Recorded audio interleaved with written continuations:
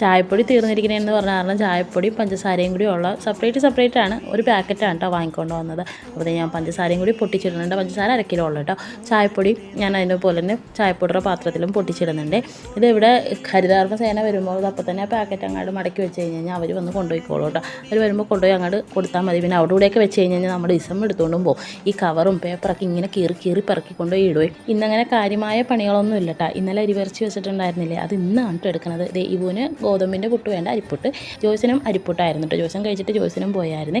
ഞാൻ ഗോതമ്പിൻ്റെ പുട്ടാണ് എടുത്തേക്കുന്നത്. അപ്പോൾ അതുകൊണ്ട് ഇന്ന് വലിയ കാര്യമായ പണിയൊന്നുമില്ല, എരിവറച്ചുള്ള കാരണം കേട്ടോ. ഇസുവിന് അംഗനവാടിയിലോട്ട് കൊണ്ടുപോകാനുള്ള പച്ചക്കറിയാണ് കേട്ടോ. അത് ഇവിടെ വെച്ചാൽ പച്ചക്കറി കഴിക്കാത്തത് അവിടെ കഴിക്കുക. അപ്പോൾ അതുകൊണ്ട് ഞാനിങ്ങനെ കൊടുത്തു വിടും കേട്ടോ. ഇസുവിനെ കൊണ്ടുപോയി അംഗനവാടിയിലാക്കി കഴിഞ്ഞ് വന്നപ്പോൾ ഇത്തിരി ചിക്കൻ എടുത്ത് ഞാൻ പുറത്ത് വെച്ചിട്ടുണ്ടായിരുന്നു. ഇന്നലെ വാങ്ങിയതാണ്.